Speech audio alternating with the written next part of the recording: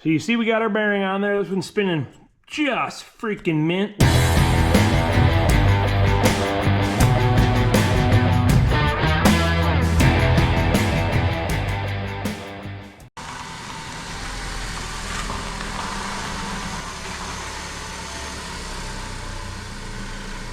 Welcome back to the Ben and Rinse YouTube channel. So, another How Tuesday coming up for you. We got ourselves a lovely 2012 Ford Focus. My buddy Sean got a hold of me and he's like, hey, I got an ABS light on. What am I gonna do? The world's gonna end. So, let's scan this unit and see what we got going on. All right, we got the scanner plugged in. Key on. Let's take a look here. And the biggest thing is, we just got that there pesky ABS light. So, obviously, we know we got a problem. So that's what we're gonna check into. And this key on, so your check engine light and your oil light's always on, key on, if you didn't know that, by the way. Key on, you can check and see if you're, you know, somebody modified your light bulb. You know what I'm saying?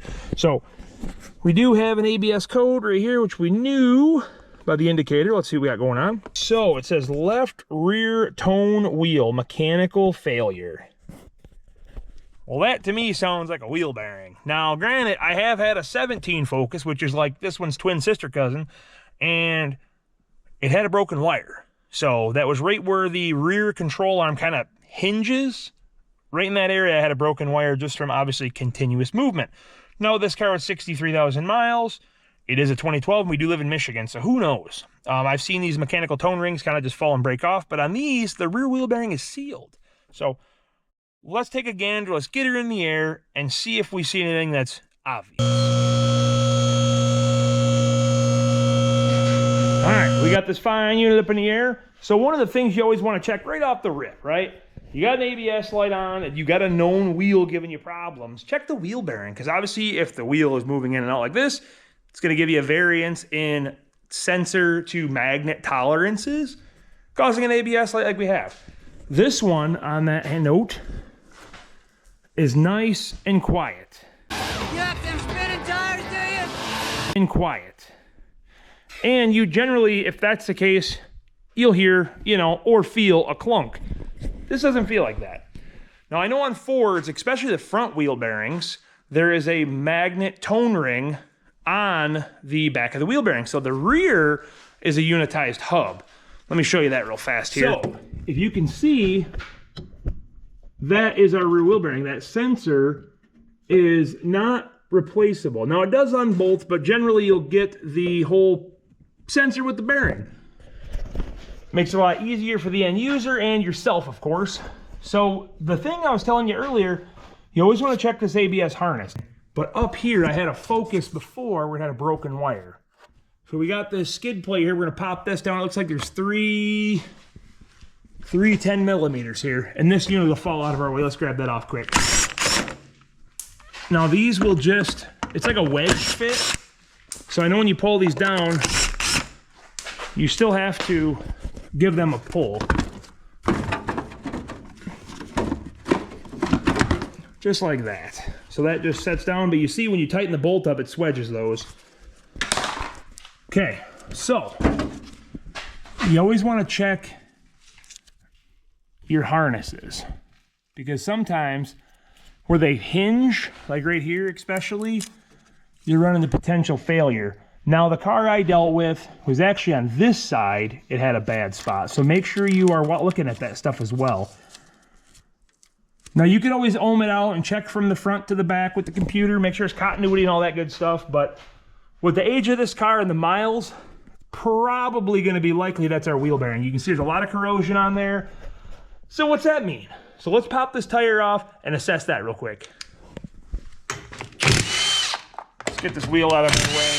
Now, are we going to be able to assess much pulling this off? No. I'm just going to peek a little closer at the wiring, see what we got, and then elect to make a choice if we're going to change this bearing. You ever in a situation where you can't get your darn wheel off?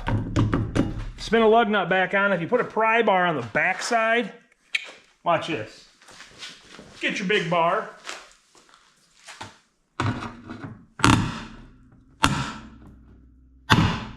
There it is. All right, here's a cool tech tip for you. So You ever seen on your brake drums and rotors these threaded holes?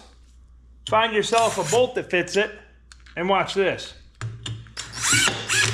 You just walk your drum or rotor right off. All right, now that that's out of the way, I mean, there is physically no noise or anything wrong with this bearing, and it's not even that rusty, sadly, but that doesn't mean anything. It was behind the rotor and the drum and the wheel and everything. I did talk to my buddy. Sounds like we're just gonna go ahead and replace this guy real quick. So the biggest thing is we need to get to the back side of this, like I showed you earlier. So we have our ABS connector. Let's get that guy unplugged real fast. Sometimes you gotta kind of push in. Get that out of the way. Now, looking at the fasteners, let me see if I can get a better angle. So those are what they call an eTorx. Basically, it's an inverted Torx where it's a male rather than a female. So let me see what size that unit is real quick here. All right, since we got that ABS sensor unplugged, we basically have 4 eTorx. That is an eTorx E14, Edward 14, E14, okay? Well, I like to get my impact in a swivel, but either way, guys, E14, we'll make light work of it.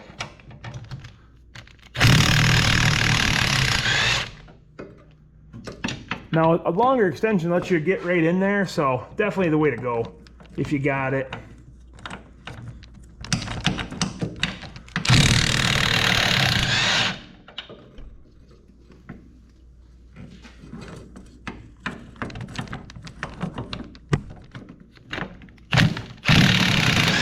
That is an eTorx bolt. I'll see if I can drop a picture in of a better example just to make it larger for you, but it's basically an inverted Torx socket.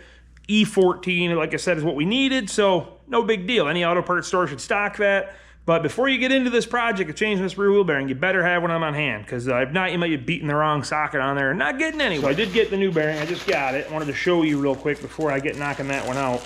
The wheel speed sensor, like we talked about, is in the back side of it. Right there. So, way to go, Ford. Now, granted, this does unbolt. Do they probably sell it? Maybe. But like I said, if there's any compromised part of this wheel bearing that we can't see what's going on, might be part of the problem. So we're better off not risking it for the biscuit. Well, I mean, risking it for the biscuit and trying this brand new unit out. So I did get those 4 bolts out. We're hoping to give this thing a couple tunk, you know, and see what happens. But they do make a device also that bolts on here, or a slide hammer too, that helps a lot. So we'll see what we got to use, but we got a couple different options. So I elected the slide hammer option. Now, not a lot of people have this tool. It's pretty expensive. So realistically, if you can get on the back side with a pipe and a hammer to knock it out, or if you're cautious and you beat on the flange of the bearing, like kind of outward, it'll work too. Or they do have rental tools too, guys. So maybe your local auto parts store has an option for you. But go ahead and we're going to spin the other lug nuts back on, or the originals, and then hopefully she'll just pop right out of there. Just spin the lug nuts on. Now, the backing plate is sandwiched behind this wheel bearing, so think about that. The parking brake cable is kind of holding it, so it ain't gonna go drop into the ground or anything, but it's gonna move. So be ready for that too.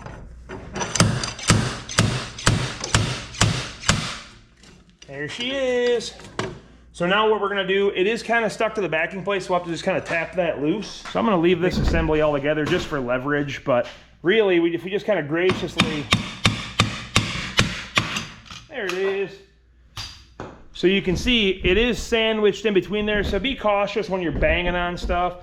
Yeah, I liked it for the wheel cylinder, but that's gonna take a little more heat than that little skinny backing plate, but you can see she came out nice, but that's the issue, is all this corrosion. So we're gonna go ahead and clean all that up real quick, and then I like to put a little anti-seize on the outside of that, at your discretion, but I do lock up my bolts too, so just think about that.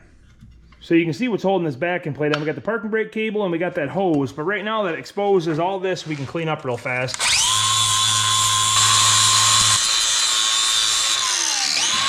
All right, paint the little happy trees. And drop him in. Don't forget the red Loctite on your hub bearing bolts. We don't want no issues there. So you're asking yourself, Well, what I don't want to put it upside down.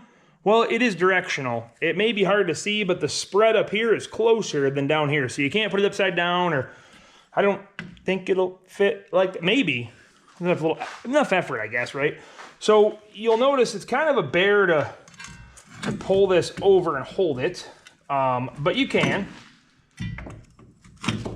So get your placement semi-lined up, and then you should be able to turn it to get your bolts to line up, and then get them started from the back side.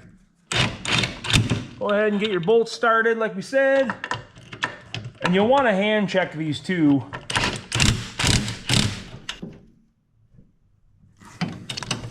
Don't forget to plug your connector in.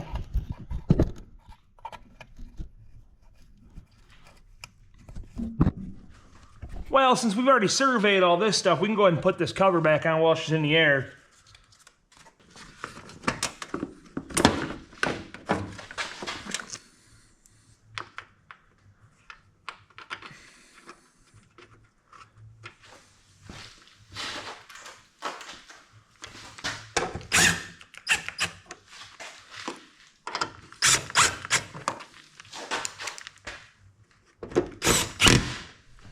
So you see we got our bearing on there. This one's spinning just freaking mint, which we figured that.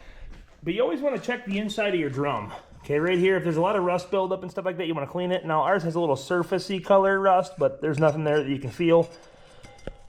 So, and we have no heavy edge, and our brake shoes look good. So let's put our drum back on.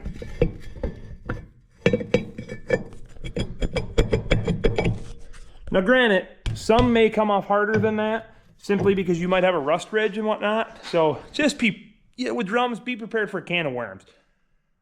If your parts store's far away, grab everything inside of there. Grab your cylinder and your shoes and your hardware kit, because you probably will need it. But this car's low enough miles and good enough shape, she came apart just fine. So let's get this drum back on. Can't forget the wheel now, can we?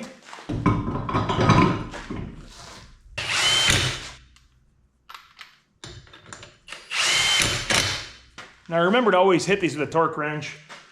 Anything that's like a 12 millimeter or a ½ inch, these are around 100 foot-pounds, 110. So I know probably 89 to like 109, all right? But look up your vehicle if you want to be that specific. But usually I hit them at 110, and that works out. But don't pound them home with this guy, you know.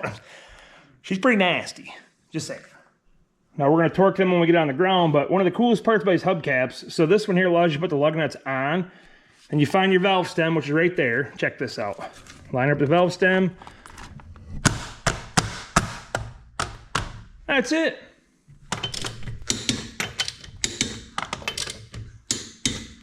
That, my friends, is how you throw a rear wheel bearing on the back of your 2012 Ford Focus. Now, as far as I remember, it goes from 2012 to 2020, so you got quite a year span. I hope that helped you out. But on another note, wanted to mention something. I really appreciate you guys tagging along for this kind of content. I really enjoy doing a lot of the fun projects like the 68 Camaro we've been working on, the OBS truck that we big block swapped, that S10 Blazer, the 5.3. That's really what our end goal is. Now I throw these in here because helping out my buddies, helping out family and friends, you know, it does give us some filler content and some information, because these videos here are what's helping carry along me and the channel so we can work on those fun projects. Now, eventually, hopefully, we revolve around the bigger, fun swaps and builds and all that exciting stuff, because that's really what I'd like to do. But for you longtime viewers and you new viewers, I really appreciate you guys. So on that note, on behalf of me and this lovely blue Ford Focus, make sure you like, subscribe, share all good stuff. We'll see you on the next one.